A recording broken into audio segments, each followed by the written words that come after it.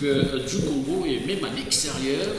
Bienvenue dans ces tout nouveaux numéros de Face à la presse. Vous le savez, l'actualité reste dominée en RDC par les vœux émis par une certaine classe politique ou certaines classes politiques qui voudraient qu'il y ait changement de la Constitution ou encore révision de cette dernière. Quelle analyse faire de toutes ces démarches amorcées à gauche et à droite? Bien qu'il y a une opposition par rapport à cette démarche-là, nous avons le plaisir de recevoir sur ce plateau Maître André Kabomba. Il est analyste politique, praticien du droit, à qui nous disons bonjour et bienvenue. Bonjour M. Christian, bonjour mon frère. Bonjour Maître. C'était pour moi un plaisir d'être invité sur votre prestigieux plateau. Merci. Pour parler République. Merci bien. Émile Mouyaya, bonjour et bienvenue. Bonjour et bienvenue Monsieur Christian. Je salue aussi Maître d'avoir accepté notre invitation. Merci Monsieur Émile. Merci bien. Maître André Kabomba, c'est parti pour ce numéro de Face à la presse, d'entrée des jeux. Quelle est votre lecture au regard de ces tractations qui s'observent dans la classe politique congolaise, des démarches amorcées, du changement, tantôt on parle de changement, tantôt révision? Comment vous voyez-vous en tant que praticien du droit cette question qui divise la classe politique congolaise? Je crois que nous pouvons parler des avis divergents, mais par rapport à cette question qui divise la classe politique, nous devons privilégier d'abord la République démocratique du Congo qui nous donne l'identité, parce que sans cette République, je pense que nous n'avons pas existé. Nous sommes peuple grâce à l'existence de la République démocratique du Congo. Et cette dernière est régie par la loi mère, la loi fondamentale que nous appelons Constitution, qui a été votée au référendum, qui a commencé sa consommation depuis les premiers mandats de Joseph Kabila en 2006. Cela étant, dans cette constitution, il est reconnu les droits d'expression. Donc, tout Congolais a le droit de s'exprimer, exprimer ses opinions, et cela ne peut pas être empêché. Donc, alors, il faudrait que tout ce que nous faisons, étant dans une république qui est gérée par les textes, je vois que la sagesse voudrait que toutes les démarches qui sont faites soient dans le respect de cette dernière, parce que nous n'avons pas de soubassement d'expression ou d'action, si ce n'est que la Constitution. Donc, ce qui est rationnel, tout ce qui s'observe dans la classe ce qui est rationnel, oui, congolaise. Moi, je pense que les avis qui sont pour la révision ou le changement de la Constitution, c'est un droit d'expression. Et cela qui refuse aussi cela, c'est aussi un droit. Mais si cela qui parle de la révision, ou tantôt, nous attendons qu'on parle aussi de changement de la Constitution, toute cette démarche doit avoir le soubassement qui est la loi mère, notamment la loi fondamentale de la Constitution, si je vais me répéter ainsi. Et ceux-là qui refusent ce débat doivent tirer leur soubassement argumentaire dans la Constitution. Alors, Maître, parce que vous dites qu'il s'agit de la question relative à la République, est-ce que cette question de la révision constitutionnelle devrait-elle justement constituer de la polémique alors qu'on parle le pays? Est-ce que ce n'est pas un débat inutile? Je pense que ce n'est pas, on doit parler d'un débat inutile, c'est ça même la beauté de la démocratie. Nous sommes une république démocratique du Congo. Je venais de vous dire que le droit d'expression dans une république démocratique, c'est dit démocratique, doit être garanti et protégé. Alors d'après vous, sur le terrain, qu'est-ce que nous constatons? Est-ce qu'il s'agit du débat démocratique ou bien il s'agit des tirs à boulet rouge entre les deux camps? Oui, entre les deux camps, je vois qu'il y a un peu de la tension, de la page, de nature à désorienter la population. Je crois que si tous les deux camps doivent s'en tenir au prescrit de la Constitution, ce débat sera vraiment élégant, et ça pouvait vraiment attirer encore plus d'attention, parce que, vous savez, nous sommes dans un pays où nous avons beaucoup de scientifiques. J'ai suivi dernièrement un collectif, une association de constitutionnalistes.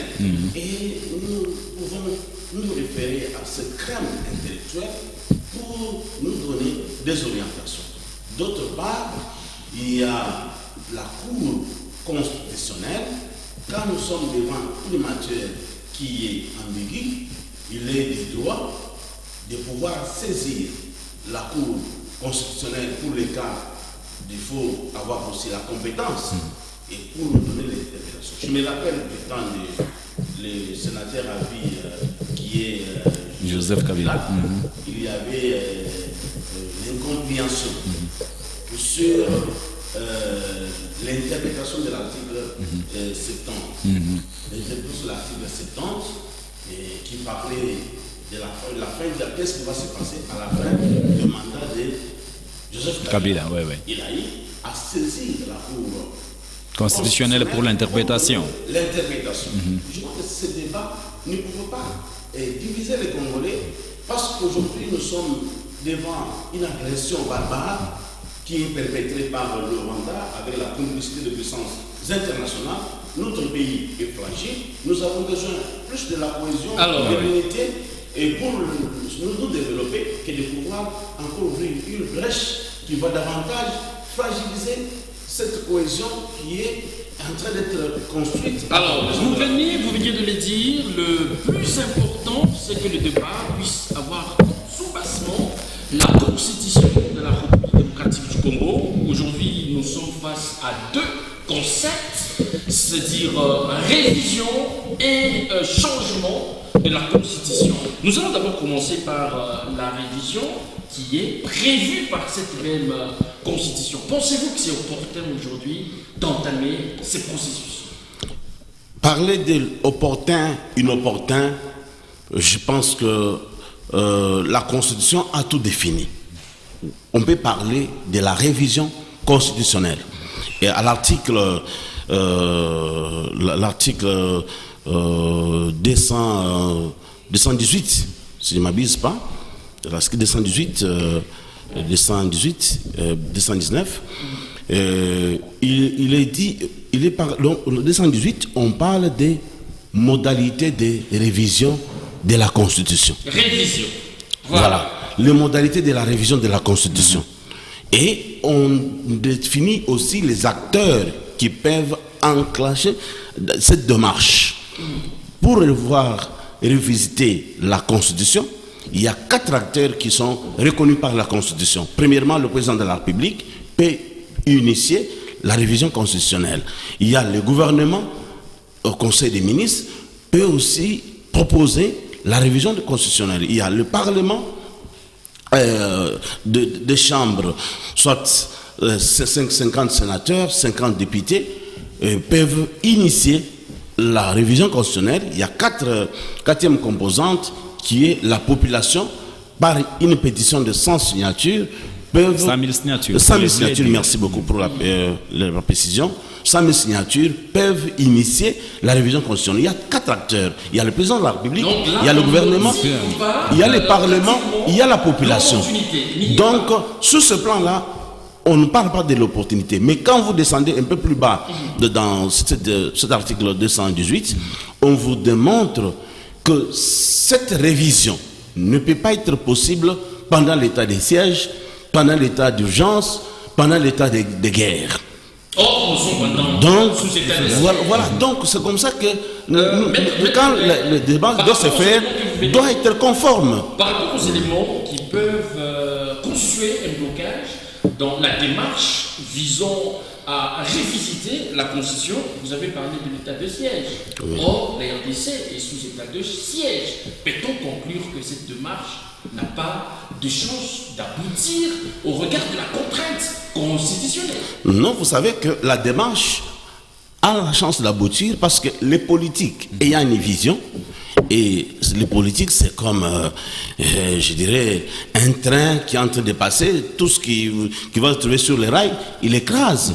Donc ça doit même les dispositifs. Non, vous savez, je dis quoi? Je dis que les politiques, quand ils veulent atteindre ces objectifs, il utilise tous les moyens. Même violation de la Constitution. Non, les moyens sont les moyens qui sont reconnus par la Constitution. Quand un militaire est en train de se défendre, il ne va pas chercher à utiliser des moyens qui ne sont pas reconnus. C'est avec les moyens qui sont reconnus, les armes, des mitraillettes, tout ça. André, Maintenant, pour ne pas perdre la population, laissez-moi aller jusqu'à la fin de mon idée. Je vais perdre la suite des idées.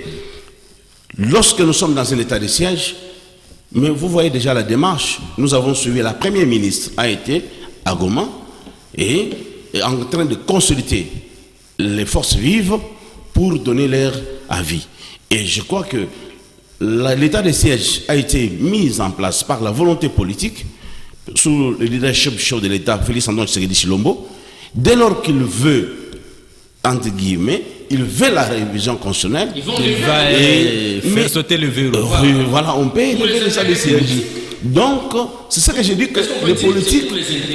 J'ai dit ceci, les politiques, quand ils commencent sa démarche, ils peuvent se servir de tous les moyens, pourvu que ces moyens soient conformes à la Constitution pour atteindre ces objectifs. Donc, l'état de siège a été mis en place par l'autorité qui, aujourd'hui, veut la révision de la Constitution. Donc, ce n'est pas impossible que cette révision puisse avoir lieu parce qu'il en a toutes les manettes.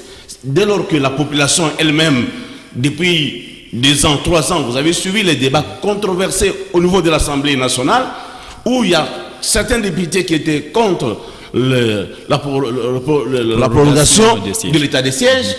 Et il peut s'en tenir à tous ces éléments que j'ai écouté la population. C'est maintenant que je vais lever l'état de siège. Donc, pour dire que l'état de siège ne peut pas constituer un obstacle pour la révision de la Constitution. Mais il y a un autre aspect, on parle de l'état de guerre. Alors, l'état de guerre ne peut pas se décréter comme ça quand on se réveille de son sommeil. L'état de guerre est aussi prévu par la Constitution. Pour déclarer un état de guerre, il y a une procédure qui est constitutionnelle. Le président de la République consulte le Parlement pour avoir le quitus. Mais est-ce qu'il a déjà mené cette démarche? Non. Mais il en Pouvons-nous parler que nous sommes dans un état de guerre? Non plus. Mais regarde la Constitution. Que nous sommes agressés, maître. Nous sommes agressés, mais moi vous m'avez présenté comme un praticien de droit. Je ne vais pas aller dans des considérations politiques ou considérations sociales. Je suis en train de m'en tenir à notre loi fondamentale qui est le soubassement de notre réflexion pour vous dire que l'état de guerre est prévu par la Constitution comme il en est pour l'état de siège, l'état d'urgence. Et pour décréter un état de guerre, il y a une procédure qui est constitutionnelle. Le président de la République doit saisir le Parlement. Est-ce que cette démarche a été déclenchée? Non. Donc c'est fait à dessein alors, quand bien même le pays est visiblement attaqué, mais malheureusement cette démarche n'a pas été amorcée. Donc c'était fait à dessein, sondent encore une fois de plus les cartes politiques. Non mais vous savez, il faut prendre des décisions réfléchies. Le président de la République est le garant du bon fonctionnement des institutions et il a l'obligation constitutionnelle de protéger la République. Si aujourd'hui il estime que le moment n'est pas favorable pour initier la procédure de l'état de guerre, compte tenu des paramètres sécuritaires, militaires, techniques, il ne peut pas le faire pour le plaisir de le faire. Alors, donc je pense que ce n'est pas un dessein, c'est parce que lui qui détient tous les éléments nécessaires pour déclencher cette machine et pour démarrer cette machine, et je crois que le moment n'est pas encore opportun. Oui, le moment n'est pas encore opportun. Nous parlons encore de cette constitution. Vous avez dit que il y a les articles qui sont bien sûr en train de préciser la révision de cette même constitution, bien sûr. Mais aujourd'hui, dans les états-majors politiques, les choses ont beaucoup bougé. Justement, on vous parle maintenant des changements de la Constitution. Catégoriquement, changement de la Constitution, notamment avec nos amis de l'UDPS. D'où tire-t-il ce soubassement? Parce que la Constitution ne prévoit que sa révision, mais elle nous parle déjà de changement. Ça, c'est 1, 2, 2. Alors, en tant qu'analyste politique, de ces deux camps qui sont en train de se disputer, on peut changer, on ne peut pas changer, réviser ou pas, sur terrain, quel est le camp qui est en train de prendre du terrain, de gagner du terrain? Sur ce point de vue, j'ai pris dans une même église avec vous pour affirmer que la Constitution n'a pas prévu des modalités de changement. Alors, ça, nous sommes d'accord avec vous, vous avez raison, mais je quitte encore de votre église pour aller dans une autre église et réfléchir autrement.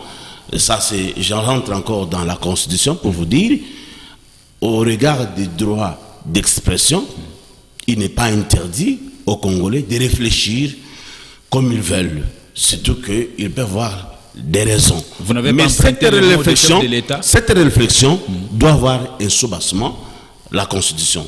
Cependant que nous venons d'être de même avis avec vous, que la Constitution ne prévoit pas son changement, mais prévoit par contre sa révision. Cela étant de politique, parce que les lois sont faites par les hommes. Donc là, s'il faut donner des conseils, il faut regarder maintenant la paix, la cohésion nationale. Cette démarche n'étant pas constitutionnelle, la démarche de changement de la Constitution, si n'est pas prévu par la Constitution, c'est ce qu'on ne dit pas n'est pas constitutionnel, ce n'est pas un mot magique, c'est pour seulement dire qu'il y a une autre démarche. Le chef de l'État peut avoir toutes les manettes parce qu'il a l'obligation de garantir le fonctionnement de la République. Dans les cas d'espèce, de la République qu'il faille changer cette Constitution? C'est lui qui estime l'opportunité, mais ici je ne suis pas en train d'entrer, je ne vais pas entrer dans le cœur du chef de l'État ou dans sa pensée pour réfléchir, voir qu'est-ce qu'il est en train de comprendre en détail, mais je vais donner des considérations d'ordre scientifique et juridique pour dire si la démarche de changement de la Constitution peut être faisable à une condition que ce soit accepté par toute la population, toute la classe, toutes les forces vives. Donc, alors, si aujourd'hui les chefs de l'État arrivaient à convoquer l'opposition, la société civile et le pouvoir, ils se mettent ensemble pour discuter, pour dire que voilà l'intérêt, comme il a toujours dit lui-même, la loi, l'intérêt de la population est la loi suprême. Au regard de cette pensée, il peut dire, voilà, nous tous sommes Congolais, privilégions l'intérêt supérieur qui est le bien-être du Congo, que j'ai vu que cette constitution, parce que celui qui, au volant d'un véhicule, qui sait comprendre les problèmes que le véhicule connaît. Quand on est dans l'opposition, on peut réfléchir. Quand on est réfléchi, mais c'est lui qui conduit la République. Il sent le poids. C'est comme ça que vous allez avoir un chauffeur, chemin faisant, il s'arrête. Il vous dit, mais qu'est-ce qui ne va pas? Pourquoi vous arrêtez? Non, je sens quelque chose qui ne va pas dans le véhicule. C'est lui qui sent.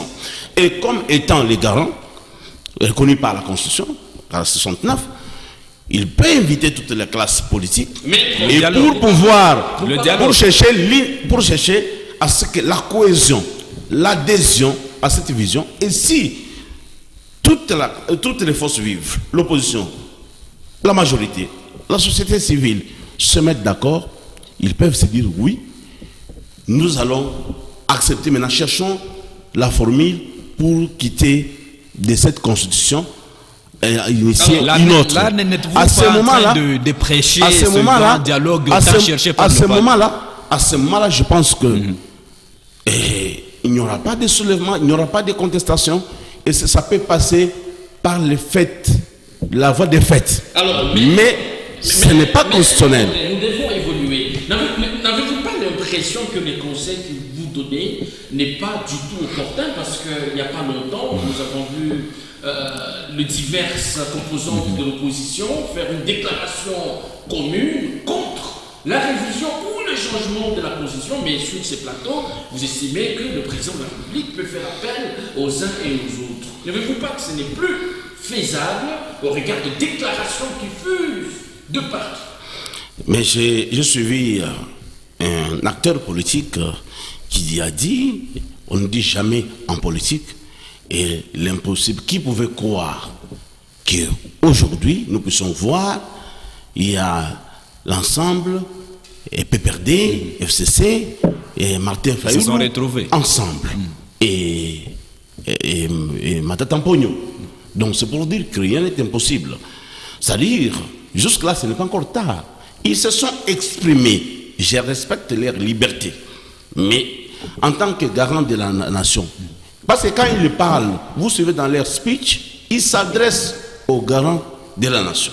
Ils reconnaissent l'autorité du président de la République. C'est là ce qui est très important. Je pense que le président en a fait, à un moment donné, il a convoqué pour les consultations pour aboutir à l'union sacrée. Et qui pouvait croire qu'on allait voir certains acteurs comme Bemba, comme Moïse s'aligner. Donc aujourd'hui, il n'est pas encore impossible que lorsqu'il lance l'appel, qu'il y ait l'adhésion, parce que le problème c'est quoi? C'est l'incompréhension. On lui prête des intentions pour dire qu'il veut s'éterniser au pouvoir. Ah, ce sont des intentions. Oui, ce sont des intentions parce qu'il y en a le prouve. On lui prête des intentions, il va s'éterniser au pouvoir. On lui prête des intentions, il va devenir dictateur. Mais si, en les approchant, il leur donne des garanties, il démontre qu'il n'est pas là-bas, il a le souci de laisser un héritage Maître, vous êtes aux générations futures, lorsqu'il a, donc, pendant sa gouvernance, et cette communication est bien perçue, je crois que vous verrez qu'il y aura l'unanimité. Alors, maître, vous êtes élite de la classe politique congolaise, disons, de la société congolaise. Et aujourd'hui, ils sont nombreux qui sont en train de nous regarder justement pour comprendre quelle est la quintessence, les matières clés d'après vous, qui devraient faire l'objet de la révision constitutionnelle, par exemple. Vous avez suivi le chef de l'État en train d'avancer ses arguments. Il y a également l'opposition qui est en train d'avancer ses arguments. D'après vous, quelles sont les matières où vous trouvez qu'aujourd'hui, ça nécessite vraiment d'être revisé? Bon, ce débat est très complexe parce que ça nous amène sur deux chemins au même moment. Donc, premièrement, il y a un débat sur la révision et sur le changement. Et entre ces deux débats, si nous devons aborder la question sous l'angle de la révision constitutionnelle, à ce point de vue, il y a toute une litanie d'articles qu'on peut changer, ça ne posera pas de problème. Il y en a plusieurs. Il y en a plusieurs.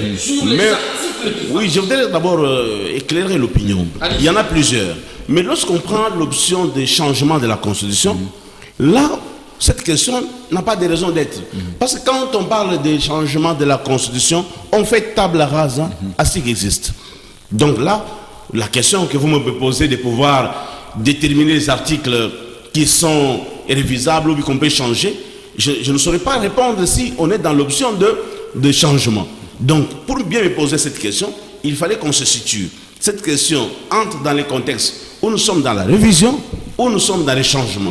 Mais vous avez les éléments quand même, parce que toutes les deux tendances, disons, les deux angles sont au-devant de vous. Quels sont les avantages aujourd'hui par rapport à tout ce que nous connaissons au pays? Faudrait-il que l'on puisse s'en tenir à la révision constitutionnelle, d'après vous, maître André, ou bien carrément on doit faire table rase de la Constitution? Oui, vous avez posé des questions. Bien sûr, il y a quand même des articles qu'il faut revoir et tout consort, mais le débat qui est aujourd'hui a été bien orienté. Il ne s'agit plus de la révision constitutionnelle, il s'agit cette fois-ci du changement. Maintenant, quand divergent, maître, il y en a ceux qui pensent qu'on peut modifier la Constitution. Donc ici, ce n'est pas l'unanimité que toute la classe politique voudrait qu'on aboutisse au changement. Alors s'il faut parler de la révision, quelles sont ces dispositions qui fâchent, qui empêcheraient la bonne gestion du pays? Là, je peux répondre parce que vous avez construit le cadre de la question. Nous parlons dans le cadre des changements, des révisions. Dans la révision, je peux vous citer quelques articles qu'il va falloir changer. Mais si on parle de changement, là, nous sommes dans un vide parce que tout est à refaire. Alors, s'il s'agit de révision, il y a plusieurs articles qu'il faut changer. Le mode d'élection des gouverneurs, ça reste à désirer. Le mode d'élection des sénateurs, ça reste notamment désiré. La rétrocession des 40%, parce que nous avons accepté un État unitaire, mais fortement décentralisé. Mais cette décentralisation souffre de l'application à cause, non pas des lois, parce que le cadre légal est déjà là, il y a déjà une loi qui doit gérer la décentralisation, mais le problème se pose au niveau de moyens. Qui ne viennent toujours pas. Les moyens qui sont centralisés à Kinshasa, et ça préjudicie le bon fonctionnement. Donc, c'est ainsi que, sur ce point de vue, il doit falloir qu'il y ait clarification sur les financements des territoires, des provinces, pour leur développement intégral. Maintenant, la question de l'élection des gouverneurs, vous voyez ce qui se passe. C'est désolant. Vous allez voir, ça devient une matière à vendre. Un député qui vous dit, moi, pour donner ma voix, 500 000 $, 100 000 $. Donc, ceux qui ont de bonnes idées, je vous vois, vous exprimez très bien, vous avez de bonnes idées. Ce n'est pas pour autant que vous êtes journaliste que vous ne pouvez pas avoir des ambitions d'être gouverneur demain. Mais vous allez être empêché de gérer la province parce que tout simplement, vous n'avez pas de moyens qui sont exigés. Et il y a même risque que nous puissions avoir des gouverneurs qui n'ont pas d'ambition, mais parce qu'ils ont des moyens, on risque de brader la gestion, le développement à cause de forces financières. Cette question est très délicate. Une autre question qu'il faut revoir, vous allez voir une même personne, député national, député provincial, conseiller municipal, gouverneur et sénateur. Donc c'est inadmissible. Nous sommes une grande population. On doit donner la chance à tout le monde. Et même nos élections, le déroulement des élections, vous voyez ce qu'il y a eu, ce que nous avons connu lors des élections. Il y a des choses qu'il faut revoir. Et la manière, la campagne électorale, quelqu'un qui a de bonnes idées, qui a accepté, mais parce qu'il n'a pas de moyens, la corruption pendant la campagne électorale, les dons, tout ça, nous avons dans des vieilles démocraties. Ce sont des idées. Lorsqu'il y a eu Trump et la dame, c'est la dame qui était en compétition avec Trump. Mais c'était des idées. Ah, mais chez nous, pour gagner une élection, il faut déjà commencer à amasser de l'argent. Vous savez qu'est-ce qu'il y a comme conséquence? Les ministres ne veulent plus rentrer au chômage. Les députés, les gouverneurs, qu'est-ce qu'ils font maintenant? Dès maintenant, les comptes sont ouverts. Commencez à amasser de l'argent. C'est pourquoi vous allez constater que aujourd'hui, les œuvres telles que j'offre le puits d'eau, le forage, je vais donner autant, les écoles, je vais payer les minérales. Vous ne voyez plus ça. Mais lorsqu'on sera une année avant les élections, vous verrez les gens qui vont montrer qu'ils aiment cette population. Aujourd'hui, comme la question qui doit être débattue en toute urgence, là je profite de votre micro pour interpeller notre ministre des Transports. Pourquoi à un moment donné on avait dans un taxi, non, au niveau de la province de Katanga, il faut qu'il puisse aider le gouverneur Jacques Yaboula qui est déjà bien publicité. Et c'est une question très simple, la question des tracasseries. Pourquoi on ne peut pas commencer à ouvrir une caisse quand on arrête un usager de la route qui est en train de qui a commis une contravention, de payer à la banque.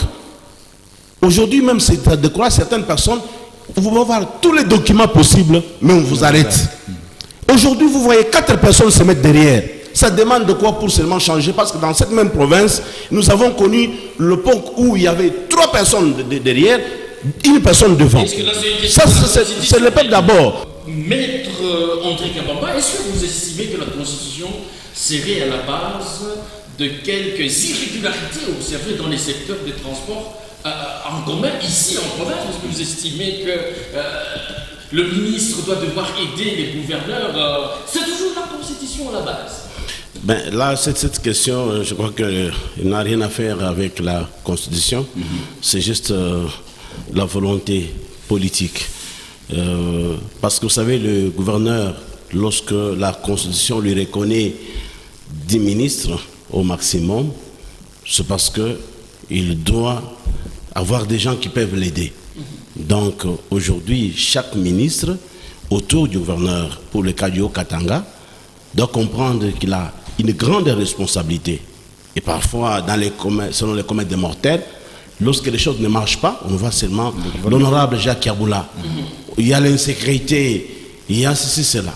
Et je crois qu'il faut que les gens qui ont bénéficié de la confiance de son excellence, monsieur le gouverneur, puissent vraiment l'accompagner valablement. Ça n'a rien à faire avec la Constitution, mais seulement je voudrais démontrer qu'il est très important de changer certains articles parce qu'il y a comme handicap sur le développement, tout acteur politique, au poste qu'il se retrouve, même lorsqu'on arrive à parler de détournement de deniers publics, c'est parce que tout le monde fait l'effort d'amasser de l'argent pour corrompre la population à l'approche des élections. Donc il faut qu'il y ait des mécanismes. Cela demande même revoir certains articles par rapport au mode de la loi électorale pour permettre à ce que tous les Congolais ont droit de chance, ont les mêmes droits de chance, comme la Constitution le reconnaît. Maître André, plusieurs estiment qu'en heure de ça, nous n'avons pas un problème de test, plutôt d'animateur. Il y a plusieurs dispositions, on rappelle que vous êtes juriste, il y a plusieurs articles qui ne sont pas respectés à la lettre. Je pense que vous n'allez pas me faire plaisir sur ce plateau quant à ceux.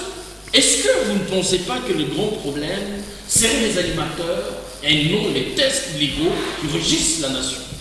Le problème à tous les deux niveaux, parce que vous savez que les lois sont faites par les hommes. Comme on dit en droit, les faits précèdent les droits. Lorsqu'il y a, par exemple aujourd'hui, l'insécurité en train de refaire surface, il faut qu'il y ait des dispositions légales pour pouvoir matraquer ou pour pouvoir neutraliser cette montée en puissance de l'insécurité. Donc, ça dit que les faits précèdent toujours le droit. Ça dit qu'on ne peut pas avoir des lois éternelles. Les lois doivent être toujours changées. Les lois doivent être toujours modifiées. Cela étant, ça c'est d'une part. D'autre part, il se pose le problème d'animateurs, d'individus. En tout cas, selon, ça m'engage que moi-même, M. Christian, M. Mille, je les regrette de vous le dire, que si le peuple congolais souffre aujourd'hui, c'est nous-mêmes le peuple qui sommes la base de notre souffrance. À quel niveau? Nous-mêmes le peuple. Oui, parce que ceux qui dirigent, ceux qui sont aujourd'hui nommés à tel poste de responsabilité, il a été d'abord le peuple comme tout le monde. Qu'est-ce que le peuple devrait faire dans ce cas où on trouve que ceux qui sont nommés ou votés ne font pas poids? Le Congo connaît un problème très sérieux de patriotisme, de nationalisme. Il y a trop peu de gens qui sont restés dans la vision de Lumumba. Je ne dis pas qu'il n'y en a pas, il y en a. Mais ceux qui ont l'amour de ce pays, ceux qui veulent que le Congo change, je dirais sont à 20%. Mais 80% ne veulent pas le changement du Congo. Donc c'est un problème de système. Ce n'est pas un problème de système, c'est un problème d'individu. Parce que vous allez voir un Congolais qui parle sans pouvoir, il est différent de celui qui parle quand il est au pouvoir. La même personne. Des choses que la personne a décriées. Mais lorsque la personne arrive au pouvoir, comment voulez-vous quelqu'un qui est passé par l'université, mais ne sait pas comprendre l'importance d'un professeur, ne sait pas comprendre les conditions dans lesquelles les étudiants étudient aujourd'hui. Nous avons été à la Kassapa. Nous tous nous connaissons ce qu'on appelle ligne 11. Il n'y a pas de toilettes. Mais vous allez voir que c'est nous là qui quittons des Kassapa, nous devenons.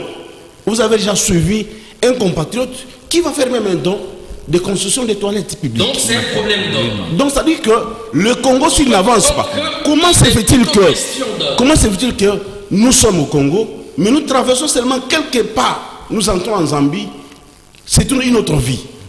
Alors, et quand vous regardez les Zambiens au Congolais, nous sommes des sous-hommes. Mais le grand problème dans notre pays, nombreux n'aiment pas ces pays. Nombreux n'aiment pas ce pays. Alors, il y a aussi cette autre question, c'est justement de connaître... Même l'insécurité, je m'excuse, même l'insécurité, parce que le gouverneur ne doit pas être partout, le président de la République ne doit pas être partout, pour prendre 3 personnes derrière les taxis, une personne devant. Même quand il y a insécurité, ce sont toujours nos compatriotes qui vont faire du mal aux autres Donc, compatriotes. si on vous entend bien dire, on peut mieux faire avec cette même constitution. Je ne suis pas en train de consommer votre repas. J'ai Comment mon repas ça? à moi, il est celui-ci. Il est vrai que la Constitution a des problèmes, il faut revoir. D'autre part, il se pose un problème de ceux qui doivent animer, exécuter cette D'accord. Constitution. Maître, alors, quelle Voilà. lecture dégagez-vous justement par rapport à cette attitude que nous regardons? On a vu justement sur le terrain, seul le chef de l'État être devant de la démarche justement pour expliquer sa vision en ce qui concerne la révision constitutionnelle, mais également son parti politique UDPS, même si constitutionnellement il n'est pas reconnu membre, mais au moins d'où il est venu. Alors, avec les opposants, ça ne bouge pas tellement. Il y a aussi dans l'Union sacrée, les grandes bouches se sont tues. Personne n'accompagne le chef de l'État. Qu'est-ce que vous pouvez dégager comme lecture? Pourquoi Batoukebo est calme, Batoukebo est calmé, Bemba est calmé, pas de déclaration, aller dans le sens de contredire ou pas. Mais il y a quand même cette attitude-là qui ne dit pas son nom. C'est quoi le comportement? Comment vous pouvez lire? Je ne fais pas la publicité d'une école ici. Je vais citer Imara, si vous le permettez. Pour être en retard, il faut arriver à 7h15. 7h15, dépasser 7h15, vous êtes en retard. Mais vous n'allez pas condamner l'élève qui est arrivé à 6h. On ne doit pas les condamner. Mais celui qui arrive après 7h15, il est en retard. Qu'est-ce que vous voulez dire? Je veux dire seulement que le chef de l'État a donné une idée. Il y a un élève qui est arrivé à 6h15. Mais après 6 heures, il y en a d'autres élèves qui vont venir jusqu'avant 7h15. Vous avez quelle Tant garantie que ces élèves viendront? tant que nous ne sommes pas encore arrivés à 7h15, on ne peut pas déclarer ces élèves-là qui sont en retard. D'après vous, 7h15, s'attendre jusqu'à quand? Parce que le tout est déjà là. Le 7h15, c'est 2025, quand le chef de l'État aura mis la commission en place. Alors, dites-nous, Maître André Kabomba, honnêtement, nous devons être pragmatiques. Vous êtes pour la révision de la Constitution ou son changement, vous, personnellement? Ce n'est pas un problème personnel, c'est un problème de la République. Non, vous êtes leader. D'abord, qu'est-ce qui sort dans vous?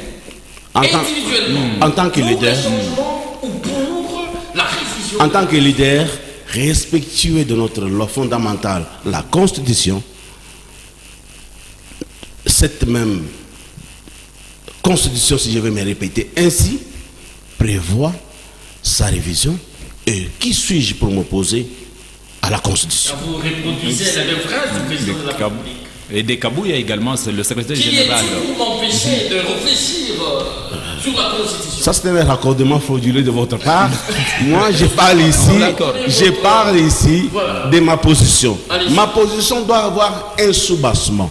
Pour nous, les chrétiens, quand nous chassons les démons, nous disons, je te chasse au nom de Jésus. Ma force pour chasser les démons, c'est avec le nom de Jésus-Christ. Moi aussi, quand je dois donner ma position en tant que praticien de droit, je dois être respectueux de notre loi fondamentale, qui est la loi sacrée, qui prévoit la révision constitutionnelle, et à certaines conditions, je reste sous ces pieds-là, et je ne veux pas aller outre. Donc là, on vous sent un peu, on dirait vous cherchez les mots. Donc vous êtes pour la révision de la Constitution et non pour son changement. S'il faut être clair et précis. Vous me parlez ici de la révision et vous venez d'aborder une autre notion de changement. Non, votre position sur les deux concepts, puisque vous avez comme soubassement la Constitution qui prévoit sa modification, c'est-à-dire vous êtes pour la révision et non pour les changements. Ne me faites pas avaler ce que je n'ai pas avalé. Vous voulez dire. Oui. C'est quoi la position clairement? Posez-moi la question, il ne faut pas faire poser une question affirmative. Posez une question tout simplement. Vous me posez la question de savoir, je suis pour quelle tendance? C'est ça la question. Vous m'avez posé la question de savoir si je suis pour la révision constitutionnelle. Je vous ai dit, dès lors que c'est prévu par cette loi fondamentale, comment je peux aller outre? Ça, je suis mieux placé pour le dire. Mais lorsque vous me posez la question de savoir si je suis pour le changement, je vous ai montré les mécanismes qui n'est pas constitutionnel, mais qui est social, qui est politique. Et ces mécanismes reviennent. Ces mécanismes comme soubassement la Constitution qui prévoit sa révision. peut-on conclure que Maître André Kabamba est pour la révision et non pour les changements? Ne concluez pas à ma place. Je prends les téléspectateurs que on Mais là, vous veut laissez m'imposer les dans le fond. des choses que je dois dire et je n'ai pas compris. Oui, vous m'imposez. Vous ne m'avez pas posé la question. Posez-moi la question, laissez-moi le temps de répondre. Est-ce que je peux répondre? Allez-y. Voilà. Je réponds en disant ceci. En tant que compatriote, j'ai le droit de respecter notre constitution et ce pouvoir est limité. Je ne suis qu'un simple compatriote, un avocat de mon État. Je ne suis pas dans les institutions de la République. Je n'ai aucune compétence pour aller au-delà. À ce qui me concerne, je dis, la Constitution prévoit sa révision à certaines conditions. Quant à la révision, au changement de la Constitution, il n'y a que les garants du bon fonctionnement des institutions qui est mieux placé pour initier cette action parce que lui a au moins le pouvoir d'inviter toutes les tendances de forces vives de la majorité opposition société civile pour en débattre. Maître, donc dès lors que c'est lui qui a ce pouvoir, je ne peux pas aller répondre à sa place. Il a le pouvoir, mais c'est la population qui doit en décider. Faudra-t-il aussi préciser cet aspect des choses? Mais la population s'exprime par la voie des pétitions ou par la voie référendaire. Donc nous ne sommes pas à ce stade-là. À ce stade, je vous ai montré que constitutionnellement, on peut parler de la révision à certaines conditions. Nous en avons parlé. Et alors, lorsqu'on veut aborder la question de changement, la Constitution n'a pas prévu cela. Voilà. Dès lors que cela n'a pas été prévu par la Constitution, le chef de l'État étant garant du bon fonctionnement, les garants du bon fonctionnement, il a la compétence de pouvoir inviter toute la classe politique pour en débattre, pour demander le point de vue. D'ailleurs, le président de la République ne s'est pas imposé. Il a dit, je vais mettre en place une commission pour réfléchir sur le changement. Jusque-là, il n'a pas encore décidé. Comment voulez-vous? Le chef de l'État lui-même, qui en a tout le pouvoir possible, n'a pas décidé. Et moi, un simple compatriote, vous me demandez de décider. Au cas où on parlait, où cette démarche du changement de la Constitution traînait fort, peut-on parler d'un coup d'État constitutionnel? Donc je ne sais pas raisonner dans les vides. Ici, on a... Est-ce qu'il y a un vide? Il y a un vide parce que... la matière est là, mais il y a un vide parce que... Comment vous pouvez demander à un scientifique de réfléchir sur les si? Ici... Non, mais le vœu était mis, la campagne est entrée à je vous ai dit ceci. Je vous ai dit ceci. S'il est arrivé que le chef de l'État puisse convoquer les forces vives, la classe politique, la majorité, l'opposition, la société civile, et que toutes ces forces se mettaient ensemble, accepter, on ne parlera pas de coup d'État. Alors, maître, justement, ok, on ne va pas parler de coup d'État, mais il y a aussi cette autre question, parce que le président a déjà dit qu'il doit mettre sur pied une équipe justement pour la réflexion. Ça, vous n'allez pas vous dire que c'est encore une abstraction. D'après vous, comment voyez-vous, comment est-ce que cette équipe devrait être composée, d'après vous? Parce qu'il y en a qui pensent qu'il faut seulement une constitutionnaliste. Mais d'après vous, comment est-ce que vous voudriez-vous voir cette équipe être composée? Et la deuxième des choses, lorsque vous êtes en train d'observer dans la société aujourd'hui, est-ce que vous voyez le peuple congolais être prêt d'accompagner cette démarche, soit de la révision ou du changement de la Constitution? Le peuple a fait confiance au président de la République en l'élisant à 73%. Ça montre déjà que le peuple fait confiance à son président. Il suffit seulement que le président explique sa démarche auprès de cette même population. Je crois que il n'y aura pas de problème. La graine sociale, la graine sociale qui sévit au sein de la société ici, ça ne vous dit absolument rien. Mais vous pensez que lorsqu'on a des problèmes d'ordre social, on ne sait plus manger, on ne sait plus envoyer les enfants à l'école? On fait les tours. On ne mange pas à sa faim. On n'est pas en train d'envoyer les enfants à l'école justement avec tout le moyen possible. Les problèmes, nous les connaissons. Je sais que nous avons beaucoup de problèmes. Le peuple a des préoccupations majeures pour sa vie.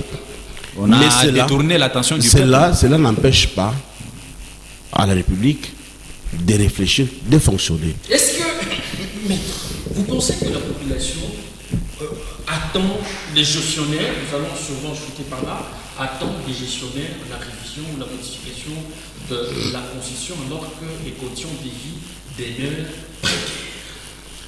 Les conditions, si je vais emprunter vos propres mots, les conditions de vie demeurent précaires et le chef de l'État est conscient, il a toujours reconnu.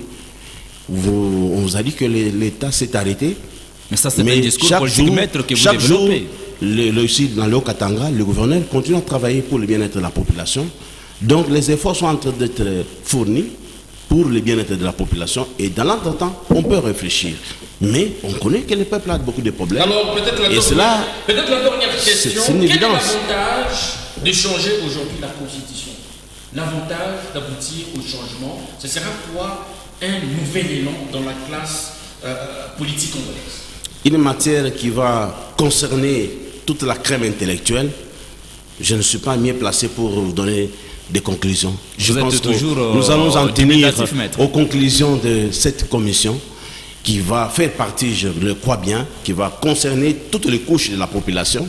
Et c'est ça, à l'issue de ces discussions que nous allons arriver à conclure s'il y a ou pas les bien fondés par rapport à la vision constitutionnelle. Mais poser à moi cette question, ça c'est mettre la charrue devant le bœuf.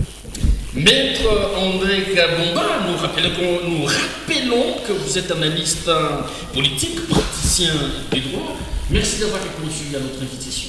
Merci M. Christian, merci M. Émile, merci à tous les téléspectateurs qui nous ont suivis. À qui vous demandez d'assister impuissamment à la révision au changement de la Constitution.